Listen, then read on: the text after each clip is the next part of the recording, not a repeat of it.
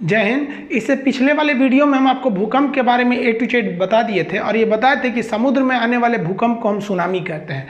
देखिए, सुनामी जो है वो एक जापानी भाषा का शब्द है जिसे कहते हैं तटीय तरंग। सुनामी हमेशा तभी क्षति पहुंचाती है जो समुद्र के किनारे पहुंचती है तब। जैसे मान लीजिए समुद्र के अंदर, उसकी ज़मीन के अंदर कोई भूकंप उत्पन्न हुआ तो इसका तो फोकस हो जाएगा ज़मीन के अंदर और इसका एपिसेंटर हो जाएगा समुद्र का नीतल। देखिए, समुद्र में जहाँ जहाज चलती है उसे तल कहते हैं और जहाँ मरने के बाद आदमी डूब के नीचे चला जाता है उसे कहते हैं नीतल। तो ये एपिसेंटर हो जाएगा और ये पूरे पानी को हिला देगा, जिसका इफेक्ट इस तटों पर देखा जाएगा। यहाँ इसका इफेक्ट ज़्यादा देखने को नहीं मिलता है। यहाँ समझिए कि जो सुनामी होती है इसमें तीन ही चीज़ें होती हैं, या तो इसका वेवलेंथ, आयाम और स्पीड। आयाम का मतलब होता है ऊंचाई, वेवलेंथ का मतलब है कितनी लंबी तरंग है, ये चीज़ें होती है। अब जैसे देखिएगा, बीच समुद्र में जब सुनामी चलती है तो ये तरंग ज़्यादा खतरनाक नहीं होती है, लेकिन जो तट पर पहुँचती है तो ही ज़्यादा खतरनाक हो जाती है। समुद्र में इसकी जो लंबाई होती है, इसके वेवलेंथ की जो लंबाई होती है वो लगभग 200 किलोमीटर लंबी होती है। 200 किलोमीटर लंबी लंबी तरंगें चलती हैं बीच समुद्र में, जिसका नतीजा होता है कि बीच समुद्र में अगर कोई जहाज है, कार्गो जहाज, इसके नीचे से अगर कोई सुनामी चली जाएगी ना तो पता ही नहीं चलेगा।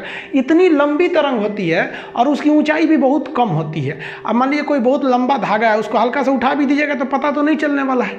तो इस वजह से सुनामी बीच समुद्र में कोई इफेक्ट नहीं करती है, पता भी नहीं चलता है लोगों को कि नीचे से सुनामी चली गई है। लेकिन यही जो तरंग इतनी लंबी है, जब वो समुद्र के तट पर पहुंचती है तो इस तट पर इसको आगे बढ़ने का रास्ता नहीं मिलता है, जिस वजह से ये ऊपर उठ जाती है, जिस वजह से ये तट पर खतरनाक हो जाती है।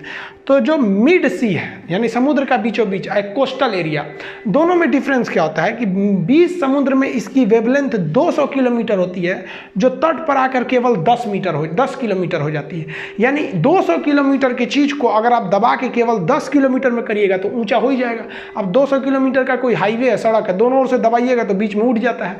यही नतीजा होता है कि जो ऊंचाई यानी जो आयाम थी इसकी बीच समुद्र में 1 मीटर था, वो तट पर आकर 30 मीटर हो जाता है। 30 मीटर सोचिए ना, अब तो उतना हाइट हो जाने की वजह से ये ज़्यादा खतरनाक हो जाता है। लेकिन समुद्र में कोई रुकावट नहीं होती है, इस वजह से समुद्र में सुनामी की स्पीड बहुत ज़्यादा होती है और तट पर आने के बाद सुनामी की जो स्पीड होती है वो कम हो जाती है। तट पर देखेंगे तो इसकी ऊंचाई बढ़ जाती है लेकिन स्पीड थोड़ा सा कम होता है, लेकिन वाटर लेवल इतना ज़्यादा हो जाता है कि इसके नुकसान इतना भयानक हो जाता है। जैसे देखिए, ये पानी वाली जहाज है, एम्बैंकमेंट तोड़ के शहर में घुस गई है और ये पानी वाली जहाज समुद्री चीज को शहर में फेंक देता है, इतना ज़्यादा लॉस होता है। जापान तो इसका भुक्तभोगी है। अब आप देखिए ना, ये पानी वाली जहाज को उठा के लाया था समुद्र और शहर में फेंक दिया था और एक बिल्डिंग के ऊपर ये पानी वाली जहाज को फेंकना पड़ा था।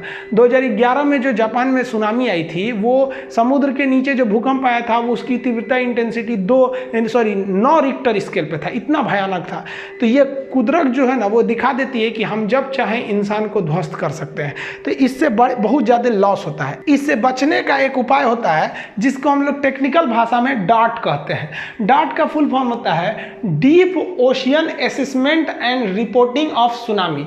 ये क्या होता है कि इसके 2 डिवाइस होते हैं। एक समुद्र में ये तैरते रहता है, इसको लगा दिया जाता है। ये क्या करता है, पता लगाता है कि समुद्र के तल में कोई भूकंप तो नहीं आया है, और अगर भूकंप आया है तो जेन्युइन है कि वहाँ से सुनामी उत्पन्न होगा। तो जब सुनामी उत्पन्न होता है तो उसके 8 घंटे पहले ये डार्ट नाम का मशीन सिग्नल भेज देता है अपने बेस सेंटर पे। जैसे अंडमान निकोबार में डार्ट मशीन को लगाया गया है और इसका जो सेंटर है वो कहाँ पे बनाया गया, हैदराबाद में। अंडमान निकोबार में भी यहीं से चेतावनी दे दी जाएगी 8 घंटा पहले।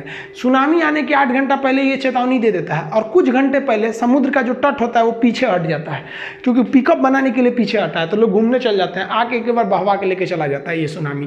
तो भूकंप एक ऐसी चीज थी कि जिसकी हम पूर्वानुमान बहुत मुश्किल से कर पाते थे, जबकि सुनामी जो है उसका हम पूर्वानुमान कर सकते हैं। आई होप आप इसको समझ गए होंगे। मिलेंगे नेक्स्ट वीडियो में, तब तक के लिए जय हिंद।